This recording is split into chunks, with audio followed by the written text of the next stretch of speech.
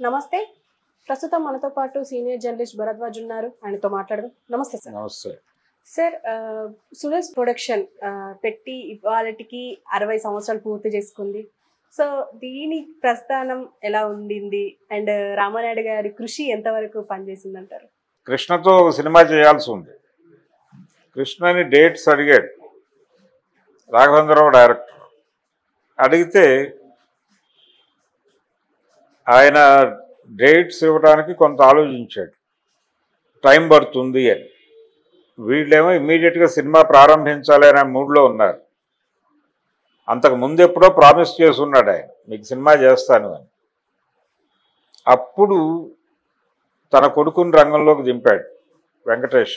అంటే కృష్ణ గారి మూలంగా వెంకటేష్ సినిమా రంగంలోకి ప్రవేశించాడు. ఒక రకంగా కృష్ణ గారు డేట్స్ ఇవ్వకపోవడం వల్ల వెంకటేష్ని తీసుకొచ్చి, అమెరికాలో ఉన్న వెంకటేష్ని పట్టుకొచ్చి రాఘవేంద్రరావు గారి చేతిలో పెట్టి కలియుగ పాండవులు అనే స్క్రిప్ట్ డిజైన్ చేసి ఆయన్ని హీరోగా తెరంగేట్రం చేయించారు. అట్లా మొదలైనటువంటి మధ్యలో ఆయన సావసగాళ్ళు అంటే విజయ సురేష్ కంబైన్స్ అని వేరే బ్యానర్ ఒకటి ఉండేది. విజయ సంస్థతో కలిసి సినిమాలు తీశాడు ఆయన. ఇది రాముడు భీముడు టైంలో ఆయన అడ్వైజ్ చేసినటువంటి కథతో తన సినిమా తీసి హిట్ కొట్టాను అనేటువంటి ఒక ఇది ఉండేది, ఒక గ్రాటిట్యూడ్ ఉండేది వాళ్ళ పట్ల, విజయ ప్రొడక్షన్స్ పట్ల. దాంతో దాని రీమేక్ హక్కులు నాగిరెడ్డి గారికి ఇచ్చాడు ఆయన. నాగిరెడ్డి గారు ఆ సినిమాని తమిళ్లో ఎంజీఆర్తో తీశాడు, ఎంగవీటి పెళ్ళాయని. అది సినిమా పెద్ద హిట్ అక్కడ తమిళ్లో. అదే సినిమాని దిలీప్ కుమార్తో రామౌర్ షామన్ తీశారు హిందీలో, అది పెద్ద హిట్. ఆ తర్వాత ఇదే లైన్స్లో, అంటే అందులో ఎన్టీఆర్ చేసిన క్యారెక్టరు రాముడు భీముడు పాత్రలనే ఒకవేళ ఇది లేడీ అయితే ఎలా ఉంటుంది అని చిన్న ట్విస్ట్ చేసి సిప్పి గారు సీతావర్ గీత అని తీశాడు, అది పెద్ద హిట్. ఈ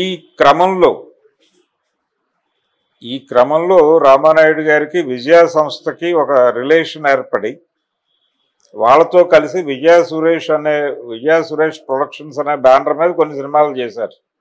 అందులో సావసగాళ్ళు అనే సినిమా కృష్ణ గిరిబాబు నటించారు, దానిలో లీడ్ రోల్స్. ఆ సినిమా చాలా పెద్ద హిట్ అయింది.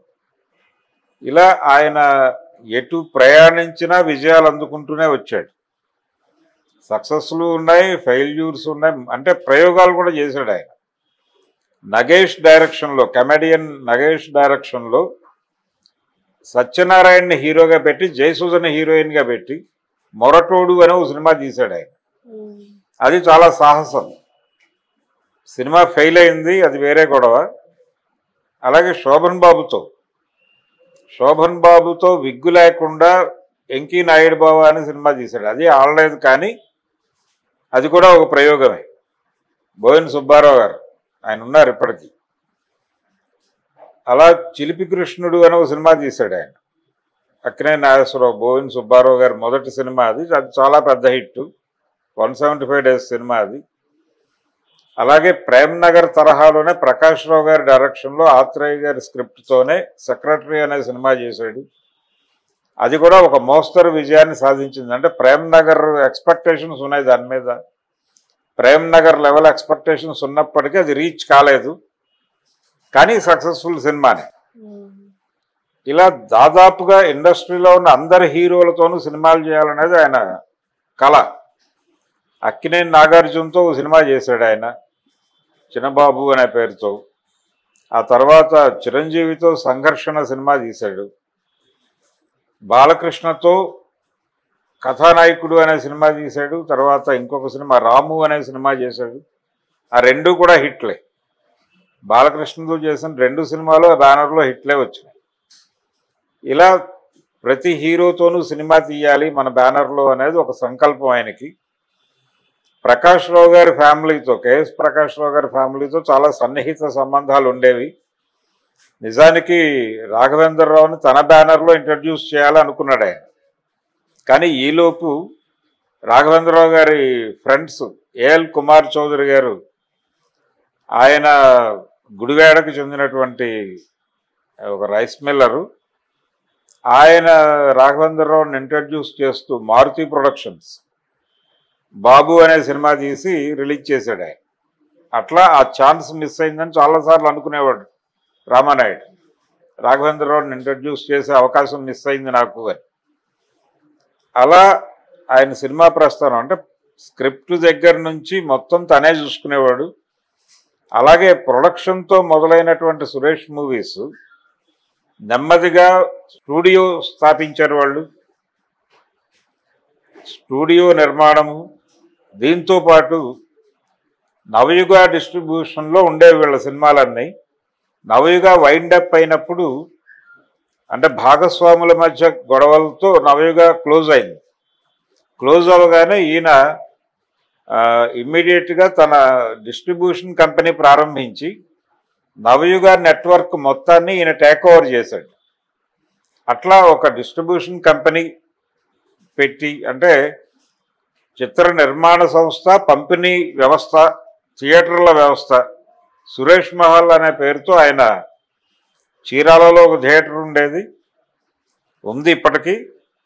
ఒంగోలులో కూడా ఒక థియేటర్ ఉండేది రైల్వే స్టేషన్ దగ్గరలో, కానీ ఇప్పుడు లేదు, అది పాల్గొట్టేశారు. ఇది ఆయన భారతదేశంలో ఉన్న అన్ని భాషల్లోనూ సినిమా తీయాలనేది ఇంకొక కళ రామానాయుడికి. దాదాపుగా అన్ని భాషల్లోనూ సినిమాలు తీశాడు ఆయన. తీశాడు, బెంగాలీ సినిమాకి జాతీయ పురస్కారం అందుకున్నాడు.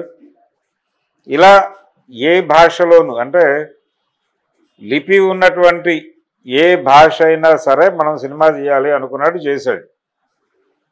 అలా ఒక మూవీ మొఘల్ అంటారు ఆయన, మూవీ మొఘల్ అనిపించుకున్నాడు. ఇప్పుడు వాళ్ళ అబ్బాయి సురేష్ బాబు గారు ఆయన ప్రొడక్షన్ లైన్లోకి రాకూడదు అనుకున్నాడు, వేరే వ్యాపారాల్లోకి వెళ్ళాలనుకుని తర్వాత 90స్లో ఆయన్ని తీసుకొచ్చి ఈ లైన్లో పెట్టారు. ఆయన దాదాపు రామానాయుడు గారు ఏ మూస అయితే పోసాడో అదే మూసలో వ్యాపారం నడిపిస్తున్నాడు ఇప్పటికీ. అయితే సురేష్ మూవీస్ గతంలో రామానాయుడు గారి రోజుల్లో లాగా విపరీతంగా ప్రొడక్షన్ చేయటం లేదు. ఇప్పుడు ఎవరైనా మంచి కంటెంట్తో సినిమా చేస్తే దాన్ని కొని రిలీజ్ చేసేటువంటి ప్రయత్నం మాత్రం వాళ్ళు చేస్తున్నారు.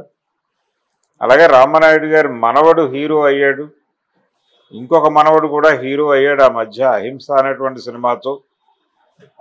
ఇది టోటల్గా అంటే సినిమా ప్రస్థానం, రామానాయుడు గారి సినిమా ప్రస్థానానికి అంకురార్పణ చేసినటువంటి రాముడు భీముడు సినిమా రిలీజ్ అయినటువంటి రోజు ఇది 21 మే.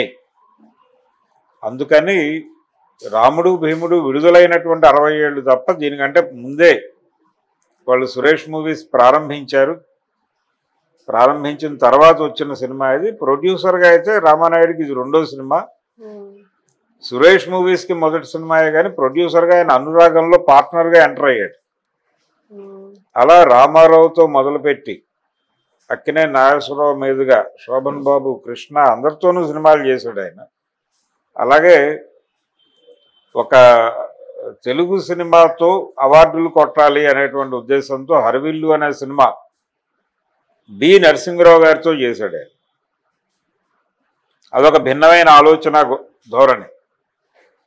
తనకి ఏది కావాలో అది ఎవరు ఇస్తారో తెలుసుకుని వాళ్ళని అప్రోచ్ అవటం అనేది. ఇది టోటల్గా రామానాయుడి ప్రస్థానం. అలాగే సురేష్ మూవీస్ ప్రస్థానం సినిమా పరిశ్రమకు సంబంధించి తెలుగులో ఆ రోజుల్లో చాలా అంటే రెగ్యులర్ హిట్స్ ఇచ్చినటువంటి బ్యానర్స్ కొన్ని ఉండేవి, పర్మనెంట్ బ్యానర్స్ హీరోలకి. రామారావు గారికి కొన్ని పర్మనెంట్ బ్యానర్స్ ఉండేవి, అంటే దేవి ప్రొడక్షన్స్ ఇలాంటివి. అలాగే మిద్దె జగన్నాథరావు గారి కంపెనీ విజయ ప్రొడక్షన్స్, ఇవన్నీ రామారావు గారితోనే తీసేవాళ్ళు. అక్కినేని నాగేశ్వరరావు గారికి కొన్ని కంపెనీలు ఉండేవి. ప్రేమ్ నగర్ తర్వాత సురేష్ మూవీస్ ఒక రకంగా నాగేశ్వరరావు గారి కంపెనీగా మారింది. అంటే తులాభారం తర్వాత మళ్ళీ రామారావు గారు ఆ బ్యానర్లో యాక్ట్ చేయలేదు. తులాభారమే చివరి సినిమా, 2 సినిమాలు మాత్రమే చేశాడు ఆయన, రాముడు భీముడు, తులాభారం. ఆ 2 హిట్స్. తర్వాత ఇంకొక సినిమా స్త్రీ జన్మ అనే సినిమా కూడా చేశాడు కృష్ణ తమ్ముడుగా నటించాడు ఆయన ఆ సినిమాలో. ప్రకాష్ రావు గారే డైరెక్టర్. అంతవరకే. ఆ తర్వాత ఆయన మళ్ళీ సురేష్ మూవీస్లోకి రాలేదు. అట్లా అక్కినేని నాగేశ్వరరావు గారి పర్మనెంట్ బ్యానర్ లాగా అనిపించేది. అన్నపూర్ణతో పాటు సురేష్ మూవీస్. అలాగే అదే టైంలో జగపతి ఆర్ట్స్ నుంచి వివి రాజేంద్ర ప్రసాద్ గారు ఒక పోటీ ఇచ్చేవాడు ఈయనకి ప్రొడ్యూసర్గా. ఆయన హిట్ కొట్టడం, దాన్ని మించి హిట్ కొట్టాలని ఈయన ప్రయత్నం చేయటం. దసరా బుల్లోడిని మించి సినిమా తీయాలని ప్రేమ్నగర్ తీయటం ఈయన. ఇలా ఒక సక్సెస్ఫుల్ జర్నీ రామానాయుడు గారిది. ఆ తర్వాత రాజకీయాల్లోకి వచ్చాడు ఆయన. తెలుగుదేశం పార్టీలో చేరాడు.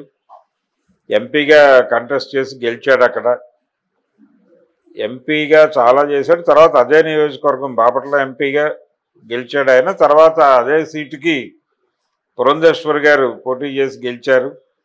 గెలిచినప్పుడు ఆయన ఒక మాట అన్నాడు, నేను ఓడిపోతే సీటు మా ఇంట్లోనే ఉంది కదా అని. అంటే చెంచురామయ్య గారు ఈయనకు బ్రదర్ అవుతాడు, ఆయన కోడలు ఈవిడ. కాబట్టి నేను ఓడిపోతే పోవచ్చు కానీ సీటు మా ఇంట్లోనే ఉంది కదా అనేవాడు ఆయన. అట్లా రామానాయుడు గారిది పొలిటికల్గా కూడా, అంటే ఒకే టర్మ్ చేశాడు ఆయన, తర్వాత చేయలే, చాలు నాకు ఇది అనుకున్నాడు. అలా ఒక సక్సెస్ఫుల్ జర్నీ. 60 ఏళ్ళు కంప్లీట్ అవ్వటం. ఎన్టీ రామారావు గారు మొదటిసారి ద్విపాత్రాభినయం చేసినటువంటి ఆయన మొదటిసారి చేసినవన్నీ సక్సెస్ అయ్యి. ఆయన మొదటి కలర్ సినిమా లవకుశ పెద్ద హిట్, పౌరాణిక కలర్ సినిమా. అలాగే రామారావు గారి మొదటి సాంఘిక రంగుల సినిమా దేశోద్ధారకులు చాలా పెద్ద హిట్. ఆయన మొదటి స్కోప్ సినిమా అడవిరాముడు చాలా పెద్ద హిట్. అలాగే ఈ డేట్లో అంటే లవకుశ సినిమా విడుదలైన రోజు, అలాగే దేశోద్ధారకులు విడుదలైన రోజు, అదే రోజున ఆయన పార్టీ అనౌన్స్ చేశాడు తర్వాత మార్చి 29. అది కూడా చాలా పెద్ద సక్సెస్ తెలుగుదేశం. అట్లా ఎన్టీఆర్తో జర్నీ ప్రారంభించిన రామానాయుడు గారిది కూడా సక్సెస్ఫుల్గా నడిచింది కెరియర్. ఇప్పుడు పెద్ద సామ్రాజ్యం ఏర్పాటు చేశారు వాళ్ళు. ఇప్పుడు ఒక రకంగా ఆయనకు ఒక డ్రీమ్ ఉండేది, హాలీవుడ్లో కూడా ఒక సినిమా చేయాలి అని. అది మన వాళ్ళు ఏమైనా నెరవేరుస్తారేమో చూడాలి. Okay sir, thank you.